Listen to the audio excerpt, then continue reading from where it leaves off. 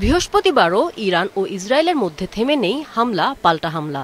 ইসরায়েলের বিভিন্ন সামরিক অবকাঠামো লক্ষ্য করে ক্ষেপণাস্ত্র হামলা চালিয়েছে ইরান। ইসরায়েলের দক্ষিণাঞ্চলের বীরশেবা শহরের সরকা হাসপাতালে ইরানের ক্ষেপণাস্ত্র হামলায় কয়েকজন আহত হন।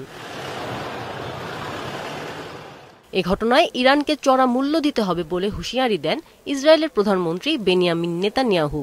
আর ইরানের সর্বোচ্চ নেতা আয়াতুল্লাহ আলী খামেনিকে আর বেঁচে থাকার সুযোগ দেয়া যায় না বলে মন্তব্য করেছেন ইসরায়েলের প্রতিরক্ষা মন্ত্রী ইসরায়েল কাটজ।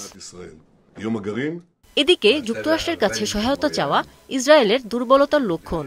সামাজিক যোগাযোগ মাধ্যম এক্সে এক পোস্টে খামেনি ইসরায়েলের আগ্রাসনে ভয় না পেয়ে দৃঢ় থাকতে নিজ দেশের জনগণের প্রতি আহ্বান জানিয়েছেন। এর আগে ইরানের আরাক শহরে ভারী পানির পারমাণবিক চুল্লিতে হামলা চালিয়েছে ইসরায়েল। এছাড়াও গত রাতে ইরানের নাতানজ পারমাণবিক কেন্দ্রের একটি স্থাপনাতেও বিমান হামলা চালিয়েছে দেশটি।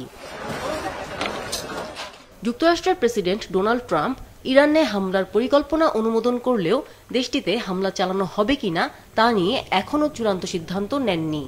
তবে ইসরায়েল ও ইরানের সংঘাতে যুক্তরাষ্ট্র যেন আর জড়িত না হয় তার জন্য হোয়াইট হাউসের সামনে একদল বিক্ষোভকারী বিক্ষোভ করেন। শুক্রবার ইরান ও ইসরায়েলের মধ্যকার সংঘাত নিয়ে জরুরি বৈঠকে বসতে যাচ্ছে জাতিসংঘের নিরাপত্তা পরিষদ। ইসরায়েল এই বৈঠকে অংশ নেবে বলে জানিয়েছেন দেশটির রাষ্ট্রদূত ড্যানি ড্যানন।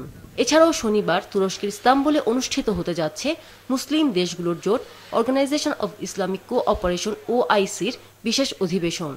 অধিবেশনে যোগ দিতে পারেন ইরানের পররাষ্ট্রমন্ত্রী আব্বাস আরাকচি। এদিকে ইরান, ইসরায়েল ও যুক্তরাষ্ট্র এই তিন দেশের মধ্যে মধ্যস্থতা করাতে আবারও আগ্রহ জানিয়েছেন রুশ president Vladimir Putin. Amina Lucy, Maasranga, news desk.